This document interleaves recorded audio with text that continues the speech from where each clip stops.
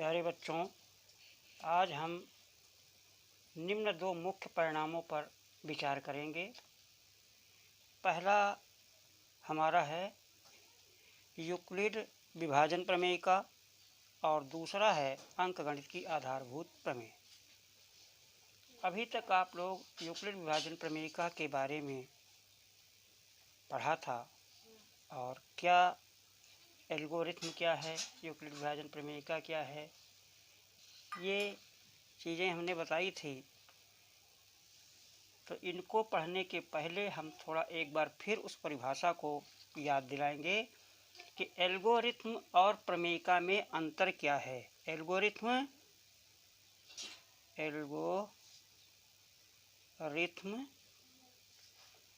और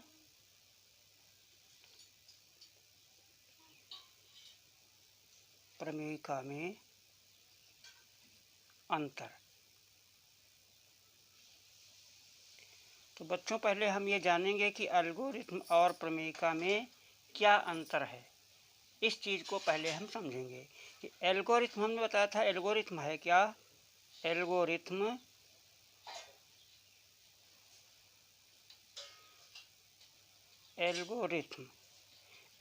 में बताया था एक सुपरिभाषित पदों की एक श्रेणी है। ये क्या है?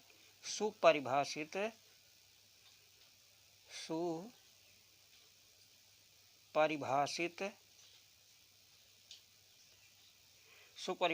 पदों की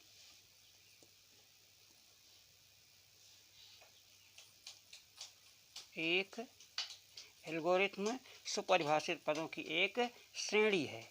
ये एक श्रेणी है जो समस्या को हल करना बताती है। जो समस्या को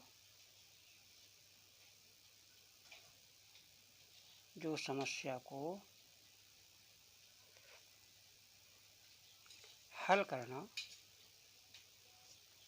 बताती है। अभी जब हम उदाहरण लेंगे तो उससे ये सब बातें क्लियर हो जाएंगी। और प्रमेयिका क्या है?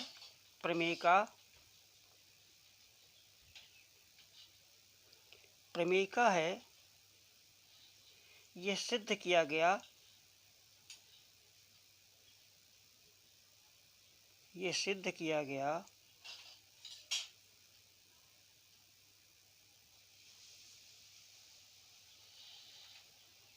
कथन है। हमने बताया था जो पूर्व से ही सिद्ध हो, ऐसे कथन को हम क्या कहते हैं? प्रमेयिका कहते हैं। तो ये सिद्ध किया गया एक कथन होता है जिसे अन्य कथनों को सिद्ध करने में प्रयोग करते हैं। जिसे अन्य कथनों को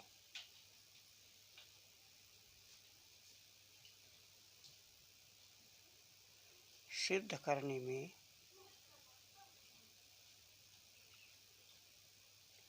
प्रयोग करते हैं।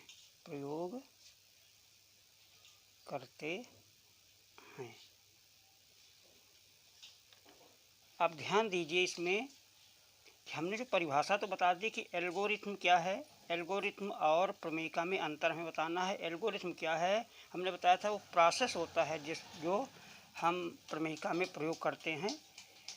ये सुपरिभाषित पदों की एक श्रेणी है जो समस्या को हल करना बताती है। प्रमेयिका क्या है? ये सिद्ध किया गया कथन है जिसे अन्य कथनों को सिद्ध करने में प्रयोग करते हैं। अब जैसे कि हमारे पास कोई राशि है, हमने कह दिया कि 15 लिखा हुआ है। 15 को हम 2 से भाग दें, तो जब हम 2 से भाग देंगे, इसको 2 से भाग देंगे तो यहाँ 2 7 जा 14 हो जाएगा। ये हमारा शेष बचेगा। यहाँ पे शेषफल 1 बचा। तो यहाँ पे ध्यान दीजिए, हमारी जो इसमें शेष फल देख रहे हैं, भाग देने के बाद जो शेष फल हमें 1 प्राप्त हो रहा है, वो 1 जो है 0 से या तो 0 होगा या 0 से बड़ा होगा। यहाँ ध्यान देने योग्य बात यह है कि जो आर का मान होता है इसे आर कहते हैं। ये हमारा आर है, ये हमारा ए है और ये हमारा बी है, ये हमारा क्यू है।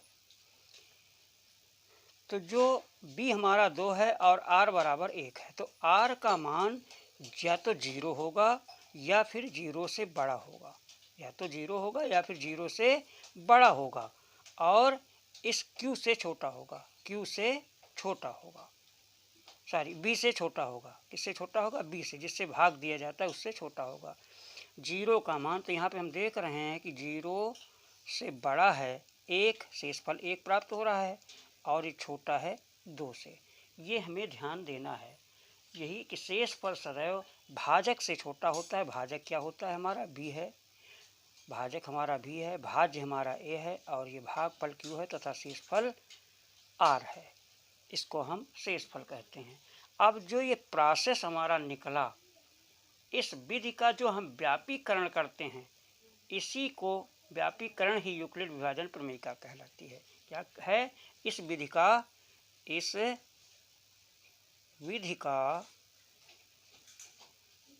व्यापीकरण, इस विधि का व्यापीकरण ही यूक्लिड विभाजन प्रमेयिका कहलाती है। प्रमेयिका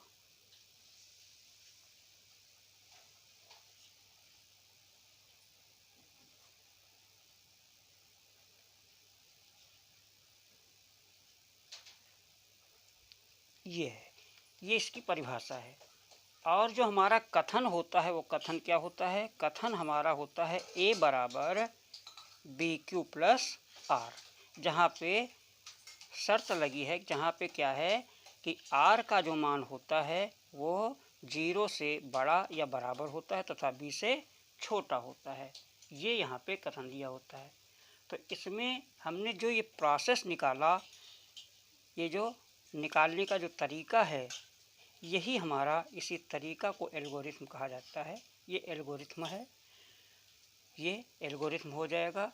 और जो हमारा कथन है ए बराबर बी क्यू प्लस आर, जहाँ पे कंडीशन लगी हुई है, इसको हम क्या कहते हैं? इसको कहते हैं हम, इसी को प्रमेयिका कहते हैं। इस विधि का व्यापीकरण ही यूक्लिड विभाजन प्रमेयिका कहलाती है। अब जैसे हम इसका प्रयोग कहाँ करते हैं? महत्तम समापवर्तक में। इस जो हमें जो एल्गोरिथम विभाजन प्रमेयिका है, इसका प्रयोग कहाँ पे किया जाता है? किया जाता है महत्तम समापवर्तक में। और अंकगणित की जो आधारभूत प्रमेय है वो आधारभूत प्रमेय है, ये है, इसको विभाग दिया जाता है। अब देखिए, तो इसका जब हम महत्तम समापवर्तक में प्रयोग करते हैं तो वहाँ पे हमें 2 चीज़ें प्राप्त होती हैं। एक तो चीज़ प्राप्त होती है महत्तम समाप अपवर्त, एक अपवर्त शब्द आ जाता है। और हमने पढ़ा है गुणनखंड, तो पहले हम गुणनखंड और अपवर्त में अंतर समझ लें। गुणनखंड क्या है और अपवर्त क्या है? अपवर्त, क्योंकि इसका प्रयोग होता है महत्तम समापवर्तक में। प्रयोग कहाँ होता है? मा सा पा में। महत्तम समापवर्त निकालने के लिए इसका प्रयोग किया जाता है। जैसे गुणनखंड हमने लिखा कि 1 2 3 लिख दिया, ये और 6 लिख दिया, और 6, 1 2 3 और 6। इसमें हम देख रहे हैं कि जो संख्या और जो 6 है, और 6 संख्या किसके? 6 के गुणनखंड हैं, 6 के गुणनखंड हैं। कहने का मतलब ये है कि 1 से अगर हम 6 में भाग दें तो ये पूरा पूरा कट जाएगा, आर हमारा 0 होगा। 2 से भाग देंगे तो कट जाएगा। और 3 जो है, 3 भी 6 का गुणनखंड है, 1 भी 6 का गुणनखंड है, 2 भी 6 का गुणनखंड है और 6 भी 6 का गुणनखंड है। अब इसी स्थान पे अपवर्त आता है। जैसे 2 है हमारा, 4 है, 6 है, 8 है, 10 है, 12 है, ये सारे के सारे ये संख्या 2 के अपवर्त हैं। ये सब क्या हैं? संख्या एंड समान लिख सकते हैं इसके आगे, संख्या दो के अपवर्त हैं, दो के अपवर्त हैं। कहने का मतलब ये है कि जितनी भी संख्याएं दी हुई हैं सारी की सारी संख्याएं दो से कट जाएंगी। दो भी दो से कट जाएगा, चार भी दो से कट जाएगा, छः भी दो से कट जाएगा, आठ भी दो से कट जाएगा और दस भी दो से कट जाएगा। दो पंचे 10, 12 भी, दो छाक 12, ये भी कट जाएगा। तो अपवर्त क्या होते हैं? अपवर्त होते हैं जो छोटी सी राशि होती है उस छोटी सी छोटी राशि से सारे के सारे कट जाएं, उसे कहा जाता है अपवर्त। ये सारे के सारे दो के अपवर्त हैं। तीन के अपवर्त क्या होंगे? 3 होगा, 6 होगा, 9 होगा, 12 होगा, 15 होगा एंड सो ऑन। 5 के अपवर्त 5 है, 10 है, 15 है, 20 है, 25 है एंड सो ऑन। ये 5 के अपवर्त हैं। और गुणनखंड क्या है? 6 के गुणनखंड, माने 6 के गुणनखंड अगर 6 के गुणनखंड किए जाएं तो 4 हमें प्राप्त होंगे। 1, 2, 3 और 6। इस 6 में 1 से भाग देंगे तो पूरा पूरा कट जाएगा। 6 में 2 से भाग देंगे तो कट जाएगा।